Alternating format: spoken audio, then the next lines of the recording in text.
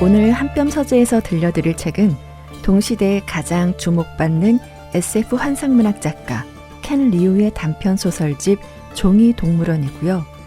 누구나 읽고 나면 찬탄하게 될 종이동물원은 휴고상, 네뷸러상, 세계 환상문학상을 동시에 수상한 작품입니다. 이 책에는 14편의 단편이 수록이 되어 있는데 그 중에서 종이동물원을 들려줄게요.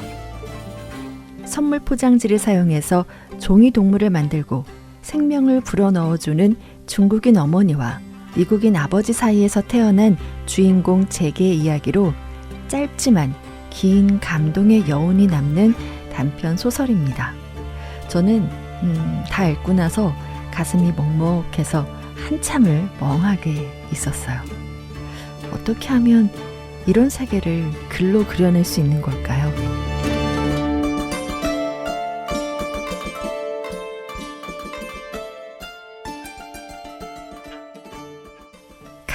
칸! 자, 보렴. 엄마는 냉장고 위에 있는 포장지 한 장을 내리면서 말했다. 엄마는 오래전부터 크리스마스 선물의 포장지를 조심스럽게 벗겨서 냉장고 위에 차곡차곡 쌓아놓았다. 엄마는 포장지를 식탁에 펼쳐놓은 다음 하얀 면을 위로 해서 접기 시작했다. 나는 울음을 그치고 호기심 어린 눈으로 엄마를 가만히 지켜보았다. 엄마는 포장지를 뒤집어서 다시 접었다. 주름을 잡고 꾹꾹 누르고 안으로 접어 돌돌 말고 비틀기도 하는 사이에 포장지는 엄마의 동그랗게 진 손 안으로 사라졌다. 잠시 후 엄마는 꼬깃꼬깃 접은 종이 덩어리를 입에 대고 풍선처럼 숨을 불어넣었다. 칸, 라오후, 봐, 호랑이야. 식탁 위에는 주먹 2개를 합친 크기의 종이 호랑이가 놓여 있었어요. 그 종이 호랑이는 곧 꼬리를 꼬물꼬물 움직이더니 으랑 이렇게 고양이 울음소리와 신문지 바스락거리는 소리 중간쯤에 소리를 내더니 제게 손가락으로 덤벼들었죠. 저자우저즈, 엄마가 말했다. 이건 종이접기라는 거야. 그때는 몰랐지만 엄마의 종이접기는 특별했다. 엄마가 숨을 불어넣으면 종이는 엄마의 숨을 나누어 받았고 엄마의 생명을 얻어서 움직였다. 그건 엄마의 마법이었다. 칸의 아빠는 칸의 엄마를 카달로그에서 골랐어요. 아빠는 결혼중개회사에서 받은 신부 카달로그를 넘겨보던 중에 엄마의 순수하고 아름다운 모습에 반한 거죠. 엄마는 카달로그 맨 마지막 쪽에 있었단다.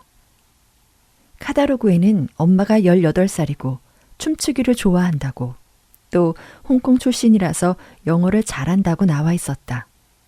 나중에 알고 보니 다 거짓말이었다. 사실 엄마는 헬로우, 굿바이 말고는 할 줄 아는 영어가 없었어요. 하지만 아빠는 엄마를 호텔 레스토랑으로 데려가서 웨이트리스에게 돈을 주고 통역을 부탁했고 거짓말이 들통날까봐 처음엔 겁을 먹었던 엄마도 천천히 웃기 시작을 하죠. 이후 아빠와 엄마는 코네티컷으로 이사를 왔고 그로부터 1년 후에 잭이 태어난 겁니다. 종종 엄마는 염소와 사슴, 물소도 접어주었는데 이 종이동물들이 거실을 뛰어다니면 라오후는 이들을 으르릉거리면서 쫓아다녔죠. 이따금씩 종이동물들이 말썽을 일으킬 때도 있었다. 한 번은 물소가 저녁 식탁에 놓은 간장 종지에 뛰어든 적도 있었다. 물속에서 뒹굴고 싶었던 것이다. 진짜 물소처럼. 내가 재빨리 꺼내주었지만 모세관 현상 탓에 이미 허벅지까지 시커멓게 물들어 있었다. 간장에 젖은 다리 때문에 똑바로 설 수 없었던 물소는 식탁 위에 주저앉고 말았다. 내가 햇볕에 말려주었는데도 물소는 다리를 절게 되었고 그 후로는 절뚝거리면서 사방을 뛰어다녔다. 그러다가 나중에 엄마가 랩으로 다리를 묶어주자 온 사방을 마음껏 뒹굴었다. 간장 종지만 빼놓고. 또 어떤 날은 상어를 만들어달라고 해서 식탁 위에 올려놓았더니 불쌍하게 팔딱거려서 개수대에 물을 채우고 그 안에 넣어줬더니 상어는 신이 나서 헤엄을 치기도 합니다. 그런데 종이 상어는 얼마 못 가 물에 젖어 투명해지더니 바닥에 가라앉았고 결국 제게 손에 남은 건 종이 뭉치뿐이었죠.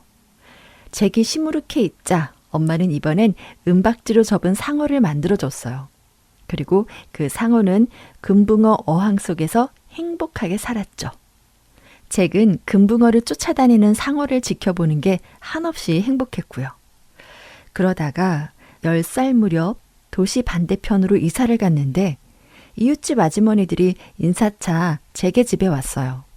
마침 아빠는 잠시 외출을 해야 해서 나가면서 내 아내는 영어를 못하니까 혹시 말이 없더라도 무례하다고 생각하지 말라고 이야기를 했죠. 그래서일까요? 딱히 목소리를 낮출 생각도 하지 않고 그들은 이렇게 말해요. 멀쩡한 남자처럼 보이는데 왜 이런 짓을 했을까? 섞여서 좋을 게 뭐가 있다고. 이 집에 좀 봐봐. 되다 만 것처럼 생겼잖아. 눈은 쭉 째졌는데 얼굴은 하얘? 조그만 괴물 같아. 엄마는 빙긋이 웃으며 아무 말도 하지 않은 채 고개를 끄덕이고 있었죠. 아빠가 올 때까지요. 어느 날 마크라는 아이가 스타워즈 장난감을 가지고 잭의 집에 놀러와요. 광선검이 불이 켜지는 오비완 케노비 인형이었죠. 마크는 잭의 인형도 보여달라고 해서 잭은 라오후를 데려와요. 그때 라오후는 몹시 낡아서 여기저기 테이프와 풀로 붙인 자국이 여러 군데 있었고 전처럼 날렵하지도 또 똑바로 서 있지도 못했죠. 복도 저편에서는 다른 동물들이 달려나와서 조심스럽게 엿보고 있었어요. 샤오라오후. 나는 잠시 입을 다물었다가 영어로 바꾸어 말했다. 이건 호랑이야. 조심스럽게 라오후가 앞으로 걸어 나와 마크를 보며 가르랑거리더니 마크의 손을 킁킁거렸다. 호랑이랑 하나도 안 닮았네 뭐. 네 엄마 쓰레기로 장난감을 만들어주냐? 나는 라오후가 쓰레기라고 생각한 적이 한 번도 없었다. 하지만 다시 보니 정말로 포장지 쪼가리에 지나지 않았다. 마크는 자신이 가져온 인형의 버튼을 눌러서 광선검에 불을 켜고 흔들기 시작하자 라오후가 오비완 인형을 탁자 아래로 밀어버려요. 그러자 마크는 이건 엄청 비싼 인형이라며 잭을 세게 밀어쳤고 잭은 그만 바닥에 쓰러졌죠. 그때 라오후가 으르렁거리더니 마크의 얼굴을 향해서 뛰어올랐어요. 마크는 비명을 질렀죠. 아파서가 아니라 놀라고 무서워서였겠죠. 어쨌거나 라오후는 종이 호랑이였으니까요. 마크는 라오후를 붙잡아서 둥글게 뭉쳐 잭에게 던졌어요. 자, 받아. 네 바보 같은 싸구려 중국제 쓰레기. 이후 잭은 엄마가 불러도 대답도 안 하고 아빠에겐 이렇게 물어보죠. 제 얼굴이 짱깨처럼 생겼어요? 아빠는 이미 다 아는 눈치였죠. 엄마는 사자오 짱깨? 짱깨가 뭔데? 라고 물었고 잭은 중국어 말고 영어로 말하라고 떼를 썼어요. 엄마는 영어로 말하려고 애를 썼죠. 무슨 일 있었어?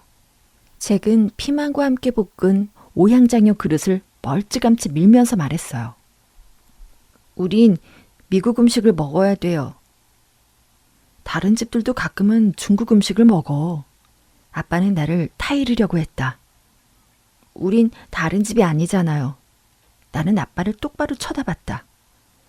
다른 집에는 외국인 엄마가 없단 말이에요. 아빠는 내 눈을 피했다. 그러더니 한 손으로 엄마의 어깨를 부드럽게 쥐었다. 내가 요리책을 사다 줄게.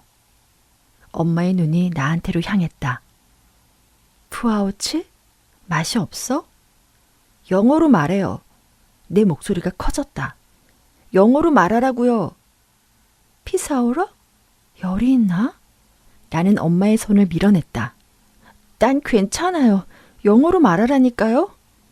나는 이제 소리를 지르다시피 했다. 아빠도 곁에서 거들었다. 잭한테는 영어로 말해. 당신도 언젠가 이런 날이 올 줄 알았잖아. 엄마는 그런 아빠를 가만히 바라보면서 이렇게 말하죠. 내가 사랑이라고 말할 때 난 그 말을 여기서 느껴요. 엄마는 손가락으로 입술을 가리켰다. 하지만 아이라고 말하면 여기서 느껴요. 엄마는 가슴에 손을 얹었다. 아빠는 고개를 저었다. 여긴 미국이야.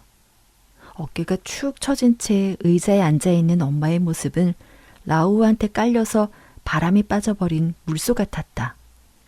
그리고 저요, 진짜 장난감이 갖고 싶어요. 아빠는 스타워즈 인형 세트를 제게게 사줍니다. 그리고는 엄마가 접어준 동물들은 커다란 신발 상자에 담아서 침대 밑에 넣어두었죠. 그날 이후 엄마가 중국어로 말을 걸면 잭은 대꾸하지 않았어요. 엄마는 영어를 쓰려고 노력은 했지만 발음도 문법도 엉망이라 잭은 짜증스럽기만 했죠. 결국 엄마와는 아예 말을 안 하게 됐고 잭에게 할 말이 있으면 엄마는 몸짓으로 표현하기 시작했어요. 잭이 고등학교에 갈 때쯤 엄마의 영어 실력도 제법 늘었지만 이미 엄마가 어느 나라 말을 하든 들은 척도 하지 않는 나이가 됐죠.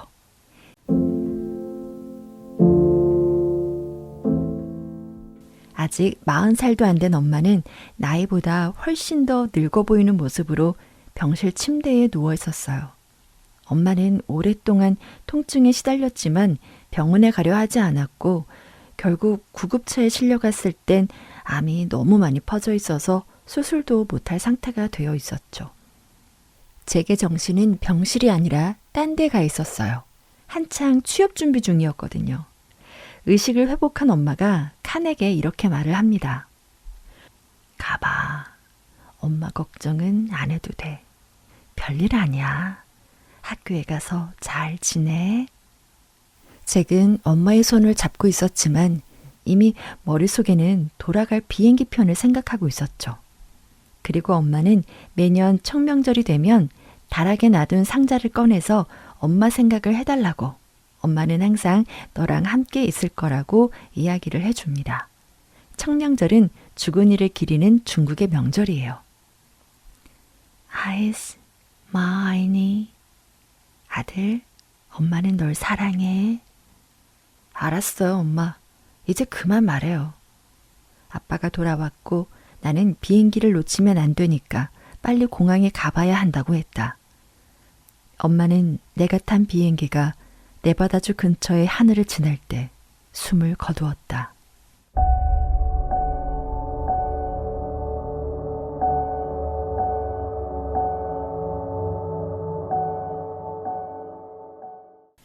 (2년이) 지난 어느 날 잭은 상어가 나오는 다큐멘터리를 보다가 문득 엄마 생각이 납니다. 마침 부스럭거리는 소리가 들려서 고개를 들어보니 바닥에 찢어진 테이프가 붙은 종이 뭉치가 떨어져 있었죠. 주워서 버리려고 하는데 종이 뭉치가 움찔거리더니 저절로 펴지는 거예요. 가만히 보니 라우후였죠. 으랑! 라우후는 칸의 손을 향해 신나게 달려들면서 이렇게 말했어요. 안녕 친구, 잘 있었어? 그리곤 특유의 고양이의 몸놀림으로 잭의 무릎 위로 뛰어오르더니 저절로 풀어졌어요. 접은 자국이 선명한 네모난 포장지가 펼쳐지더니 한자로 빽빽하게 적어놓은 글자가 쓰여 있었어요. 그날은 청명절이었어요. 하지만 잭은 한자 읽는 법을 배운 적이 없어서 중국 관광객들이 탄 버스가 서 있는 곳으로 가서 한 관광객에게 편지를 읽어달라고 부탁을 하죠.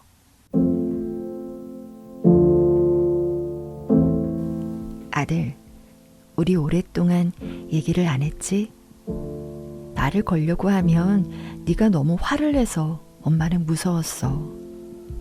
그런데 요즘 엄마는 항상 느끼는 이 통증이 아무래도 좀 심각한 것 같아. 그래서 너한테 편지를 쓰기로 했어. 내가 너한테 만들어준 종이 동물들 안에 네가 그렇게 좋아했던 그 애들 몸속에 편지를 쓸 거야. 내 숨이 멎으면 그 아이들도 움직이지 않을 거야. 하지만 내가 온 마음을 담아서 편지를 쓰면 이 종이에 나의 일부를 조금이라도 남길 수 있을 거야. 그리고 죽은 사람들의 넋이 가족을 찾아올 수 있게 허락받는 청명절에 네가 혹시 내 생각을 떠올리면 넌 내가 남긴 일부를 되살릴 수도 있을 거야. 내가 너한테 만들어준 동물들이 다시 뛰고 달리고 덤비면 어쩌면 네가 이 편지를 읽을 수도 있겠지. 이 편지는 중국어로 쓸 수밖에 없었어. 왜냐면 내 온몸을 담아서 적어야 했으니까. 엄마는 그동안 제게게 말하지 못한 자신의 삶에 대한 이야기를 들려줬어요. 할머니, 할아버지는 가난한 농부 집안 출신이었고 엄마가 태어나고 얼마 안 돼서 중국에 대기근이 덮쳐 많은 사람들이 죽었으며 마지막 남은 밀가루를 자신에게 주고 허기진 배를 채우려고 흙을 먹고 있던 자신의 엄마를 보았다고. 그렇게 어려운 세월을 살다가 1966년 문화 대혁명이 시작이 되면서 홍콩에 외삼촌이 살고 있다는 이유만으로 인민의 적이라는 꼬리표를 달게 돼서 엄마의 가족은 온갖 시달림을 당할 수밖에 없었다고. 엄마의 엄마는 온갖 수모를 당하다가 우물에 몸을 던지셨고 엄마의 아빠는 구식 사냥총을 든 소년들한테 붙잡혀 숲으로 끌려가서는 돌아오지 않으셨다고. 그렇게 엄마는 10살에 고아가 되어버렸다고. 이후 엄마는 외삼촌을 찾아 홍콩으로 미립국하려다가 모르는 남자들에게 붙잡혀서 어떤 집에 가정부로 팔려가 6년을 살았다고. 그러다가 생선을 파는 어떤 할머니를 만나 아시아인을 아내로 맞이하고 싶어하는 미국 남자들이 있다는 이야기를 듣고 카탈로그에 사진을 싣고 내 아빠를 만나게 됐다고. 아빠를 만나서 너를 낳고 얼마나 행복했는지. 또 내가 처음으로 중국어로 말할 때, 나한테 처음으로 종이 동물을 접어줬을 때 세상의 모든 걱정이 사라진 것만 같았다고. 그런데 내가 엄마한테 말을 안 하려고 했을 때, 또 내가 중국어로 말을 못 걸게 했을 때 엄마는 모든 걸 다시 잃어버린 기분이었다고. 아들, 왜 엄마랑 말을 안 하려고 해? 너무 아파서 더 쓸 수가 없네. 편지를 읽어준 중국인 여성은 잭의 어깨를 살며시 쥐어줬고 잭은 접힌 자국을 따라서 다시 접어 라오후를 만들었습니다.